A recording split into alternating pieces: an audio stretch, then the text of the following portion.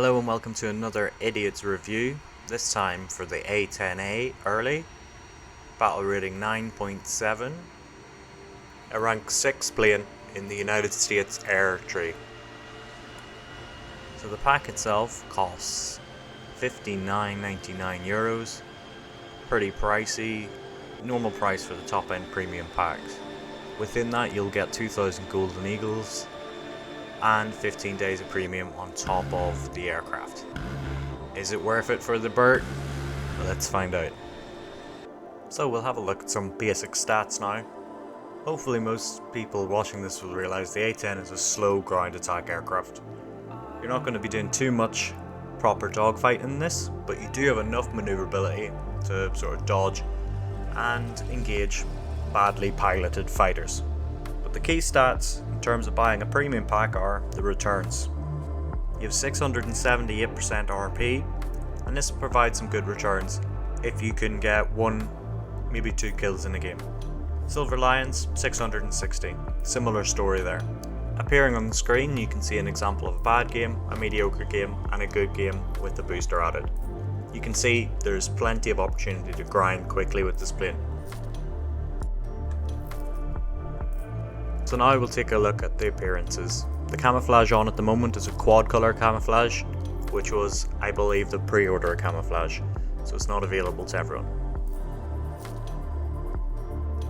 Now we have the standard camouflage with the proper sort of nose art on, the sharp teeth. It's not a bad looking camo, even for a standard one. And now we have the winter camouflage.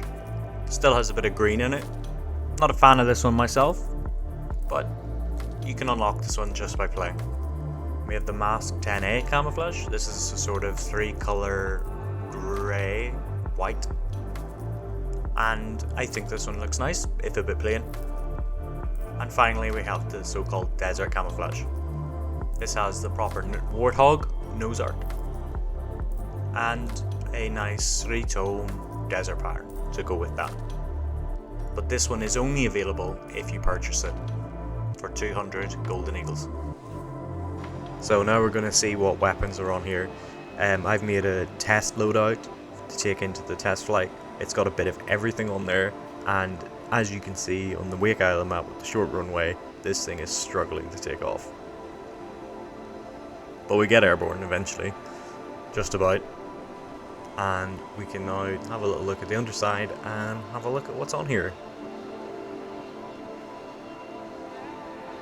We'll start off on the left hand side. We've got an A10-L, there's a Hydropod, Mavericks, 3 £500, a single £2,000, and to the right side we've got a 20mm Vulcan, 3 Hydropods, a GBU laser guided bomb, a single 500, and finally the A10-L. So that was me cramming as much as I could on here, with as much variety. We'll showcase these all now. We do have a ballistic computer for the bombs, so you can just drop the dumb bombs. Both types, just like this, using the reticle and other aids. But there is no actual bomb sight. And you can see the rockets. They also have a calculated impact point that you can turn on and off. Forgive my bad aim.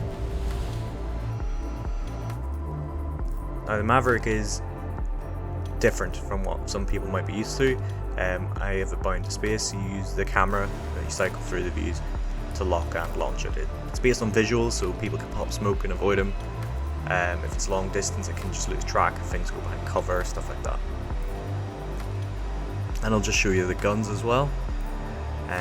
We've obviously got the main event, but with the 20mm Vulcan underneath as well. You can mount 2 of those under there if you want. And now we'll just show the GBU and the 2000. They're roughly similar in weight and explosive power, as you can see. And now we'll take a look at some gameplay. The bulk of your air kills will probably come from your AM9s. As you can see here, I'm able to lock onto a Jaguar quite some distance away. And I will get him. And then The M9 close range does miss sometimes, and it can be flared away as well, as you saw with the Harrier there. I always make a habit of deploying flares just to make sure there's nothing I didn't account for. But even out, that was about 1.5 kilometers, and I hit the guy with a critical hit. And I probably didn't even need to finish him like that. Second half of the same game. Moving on and just striking some ground targets. That's why I always bring the Mavericks out as well. You can even use the Mavericks as an AA missile against helicopters and stuff.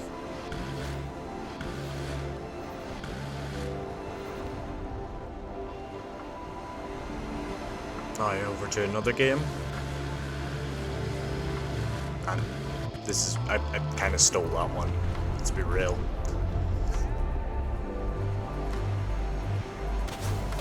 But you can see that you quite clearly have the maneuverability to pull some minimal dogfighting off, as and when you need to.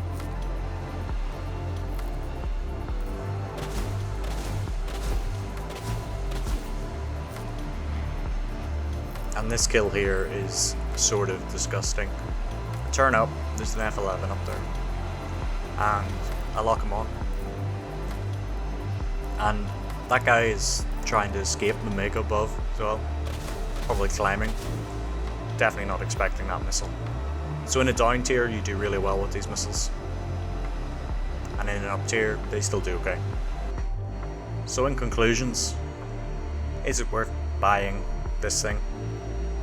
Honestly, I would say yes. It's sort of easy to use, but you're not guaranteed to have a great time all the time. When it works, it works. And if you're getting it to have a grinder, it plays differently than most of the planes you'll get. So it's fun in that respect. But it is quite pricey, and it's perhaps not the most efficient use of your time. So if you're a pure efficiency kind of person, maybe avoid it.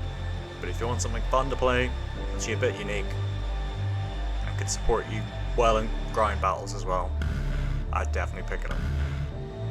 Of course, wait maybe to next year, and it could be reduced in sale price as well when the summer sale happens or something like that.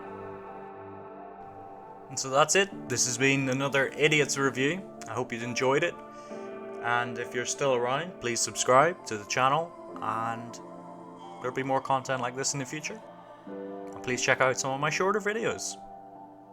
Alright, see you guys later.